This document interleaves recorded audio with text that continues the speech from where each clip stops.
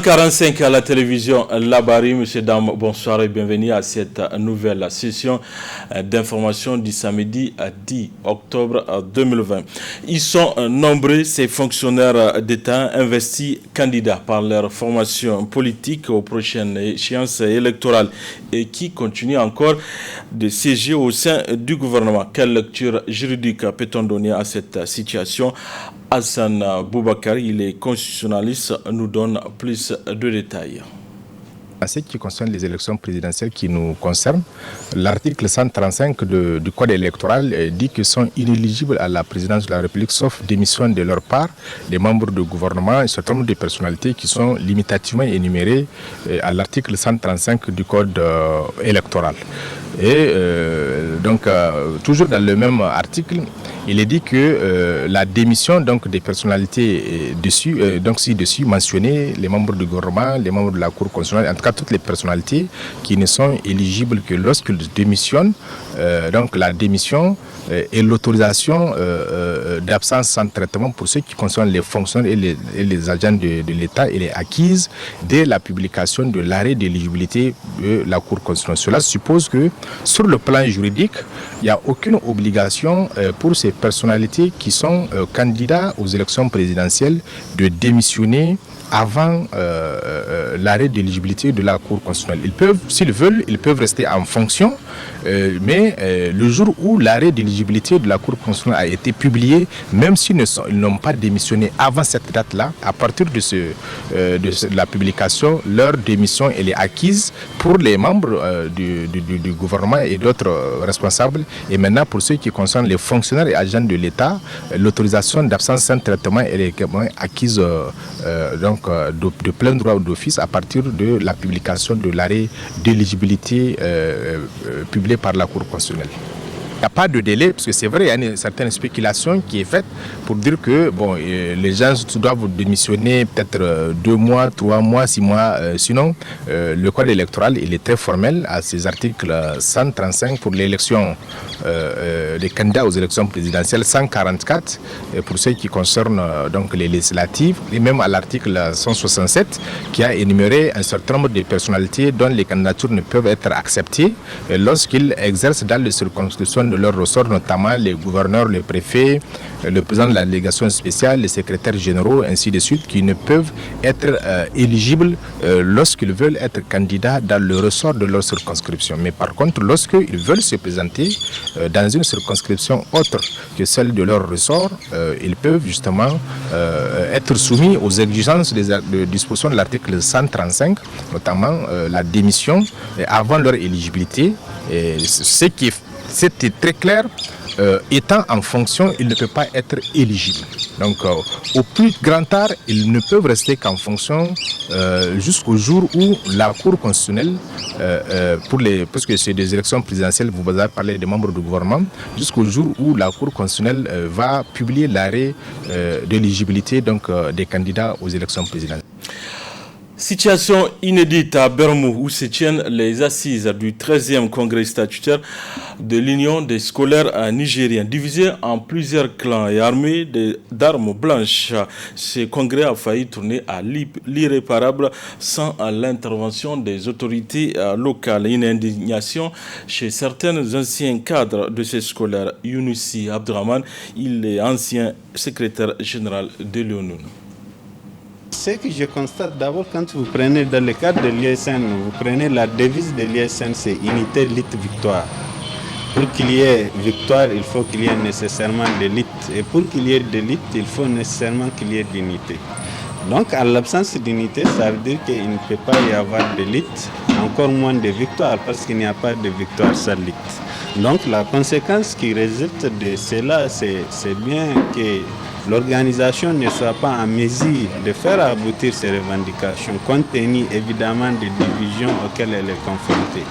Et vous prenez par ailleurs aussi, quand vous prenez dans les buts même de l'ISN, on dit c'est de créer les conditions de rapprocher tous les scolaires nigériens en vue de créer des liens de fraternité, de solidarité.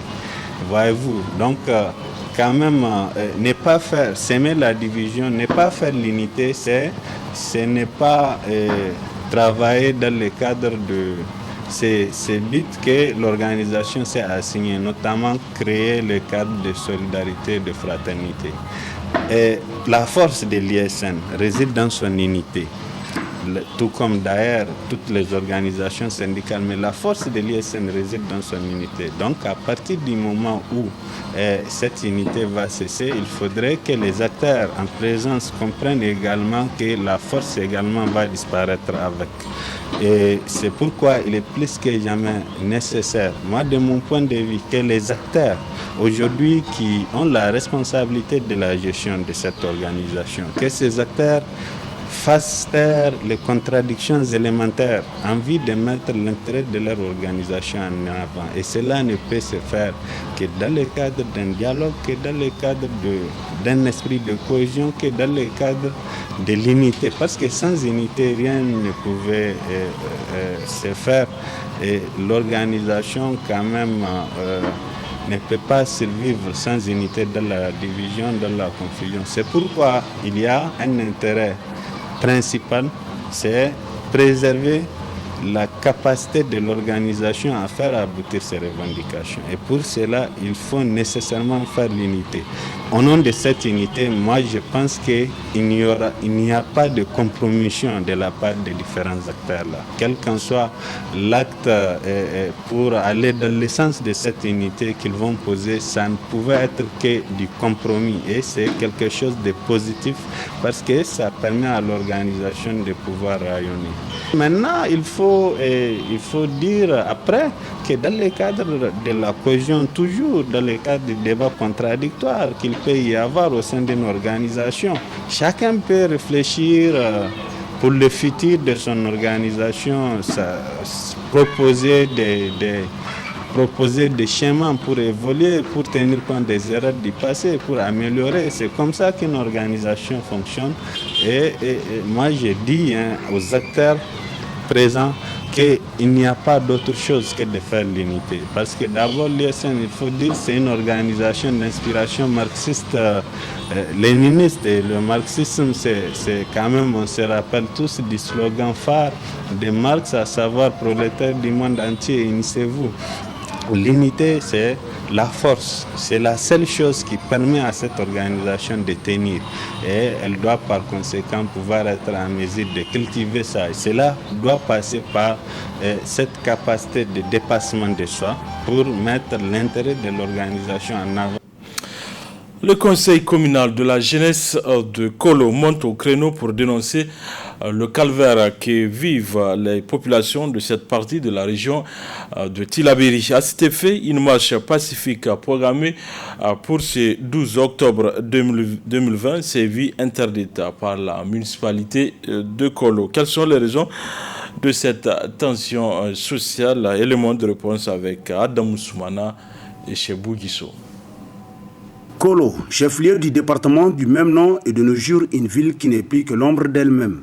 La ville vit au ralenti depuis l'instauration de l'état d'urgence, entraînant du coup une morosité économique à laquelle se greffent d'autres situations qui rendent la vie encore plus difficile dans cette localité située à une trentaine de kilomètres seulement de la capitale. La situation s'est vraiment dégradée parce que vous savez que la majorité de la population se déplace à moto et après cette... comment est-ce qu'on appelle après l'état d'urgence, donc ils ont arrêté les motos. Cela veut dire que les gens ont du mal à se déplacer, à aller aux champs, à aller aux rizières, de sorte que tout est vraiment devenu un peu, c'est très critique, je dirais, la situation économique.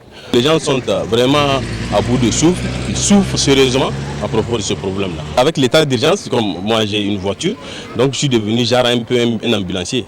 Quand il y a des patients, les gens m'appellent pour que je les amène à l'hôpital. Et à chaque fois que je vais, je remarque que si c'est très tôt, par exemple la matinée, je sens que c'est comme si le service ne marche pas bien. Les portes, par exemple, il n'y a qu'une porte au niveau de l'administration qui est ouverte. La porte principale n'est pas ouverte. Donc, du coup, c'est un peu difficile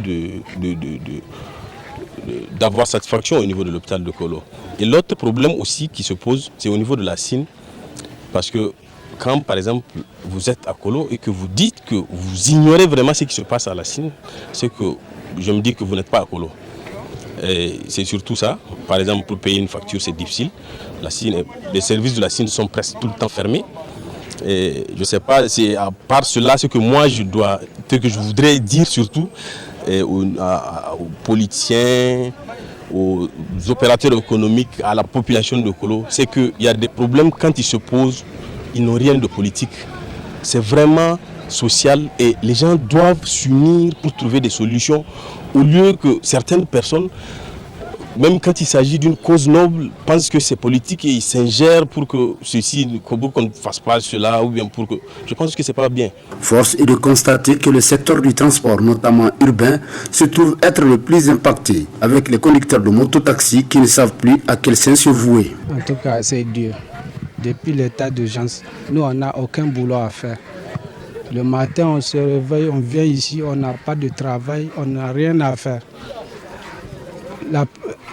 Ce qui est dur, le travail même, c'est bloqué.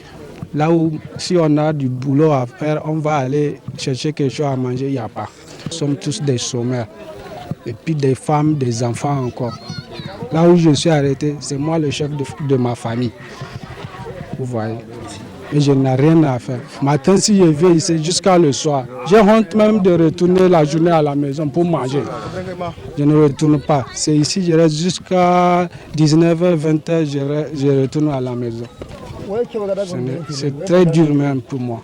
Une situation qui a conduit la jeunesse de Kolo à initier une manifestation pacifique pour exiger des améliorations, mais qui s'est vue interdire par la municipalité. Nous avons voulu certes manifester, le maire a interdit notre manifestation pour raison de l'état d'urgence qui est installé à Kolo, de la pandémie de Covid-19 et le manque d'éléments pour encadrer notre manifestation.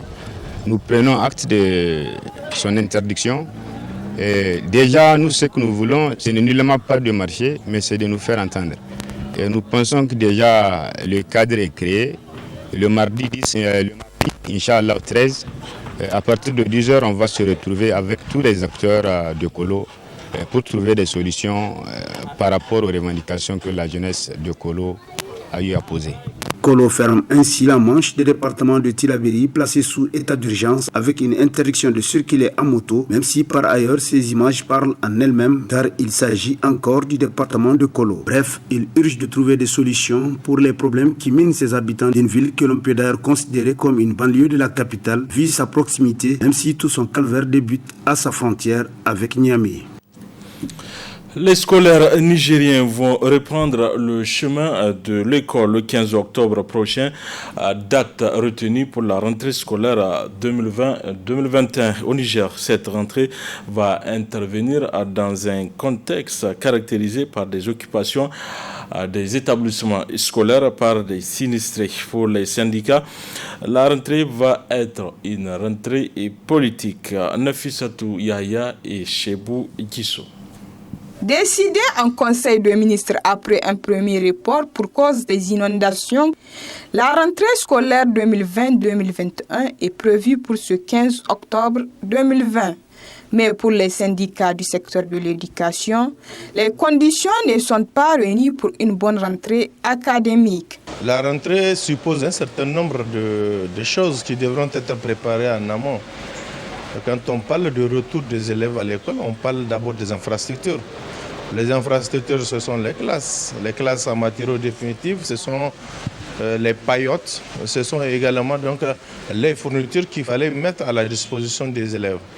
Et c'est le personnel enseignant. Les affectations doivent être effectives. Et aussi, c'est les enseignants sur le terrain, c'est-à-dire les préoccupations des enseignants qu'il fallait régler. En faisant la situation par rapport à ces trois aspects évoqués, on se rend aisément compte qu'à la date d'aujourd'hui, même au niveau de la région de Niamey, des classes paillotes qui devront être dressées ne l'ont pas à la date d'aujourd'hui. Il y a des écoles qui sont des classes à paillotes à Niamey, des classes dont les toits ont été emportés par le vent. Alors, toutes ces classes et classes à paillotes n'ont pas encore été réfectionnées. Certaines classes sont occupées par les victimes des sinistres, donc des inondations. Il fallait qu'ils abandonnent les écoles tôt. Il fallait que les classes puissent être balayées. Il fallait que les classes soient désinfectées pour qu'on dise qu'elles sont opérationnelles et qu'elles peuvent habiter des élèves. À la date d'aujourd'hui, cela n'a pas été fait. Il est plus que nécessaire pour une bonne rentrée académique que l'État considère certains aspects. Si le gouvernement voudrait à ce que cette rentrée puisse être une rentrée effective et une vraie rentrée qui n'est pas du tout politique, alors il faut d'abord que les préoccupations des enseignantes et des enseignants puissent être réglées. Il faut que les classes paillotes, là où il est, puisque même à Niamey, il y en a, puissent être d'abord confectionnées. Il faut que les fournitures soient dans les écoles et en quantité. Qu'on dit concrètement à chaque élève à quoi il doit s'attendre. Alors nous pensons que si les classes sont désinfectées et que les enseignants sont affectés et que chacun regagne son poste, nous pouvons parler de rentrée. Et nous pensons que c'est à cela que le gouvernement doit s'atteler s'il voudrait véritablement d'une rentrée pour le 15 octobre 2020. Il y va donc de l'intérêt de tous que le gouvernement prenne en compte ces recommandations pour une rentrée scolaire effective au Niger. La rentrée scolaire, parlons-en toujours, étant prévue ce 15 octobre. Les autorités prévoient de vider certaines écoles jusqu'ici occupées par les victimes des inondations. Ceci dans le but de les réinstaller sur de nouveaux sites. C'est notamment le cas à Niamey de l'école Kirkusei au quartier Arobanda, c'est dans le 5e arrondissement. Comment cette décision est-elle accueillie? Élément de réponse avec nos confrères du studio Kalangu. Gouverneur da SG Mairie ikaine ha irmu sola suba alfazar hal 6h du matin ngege ka ga konde bore nan kange bore e berger hala imi digir annatanda bore man jirbi mon wasinsi ni mon wani man kungu ni me ka imi lokol ma sola zankaya hankan adinga haira gotere no aga kanaga hunkuna zama irla kale no ga kaniga no iri zela kale mkani akirgo hamburu imskwetir se man nan bore wana dum man nan ki konde pare zai do nan ki pare zai ta ngani konde ita handu iye burkuno manzagi ga ba hamnin manzagi ga nan go musa jinu gondin da dan hinne wasu wasu da har jau kalbore ko nan go murga har cici en gibu wari gwamnato gano imstir se man nan wana walde mu duz wana dum di kondo bore na kan harigo den jigo na kan bafune hanno de docteur para de lokol zamso borkan ine zam funa han pare ze doka chirik seydu ni baki kan daga goy.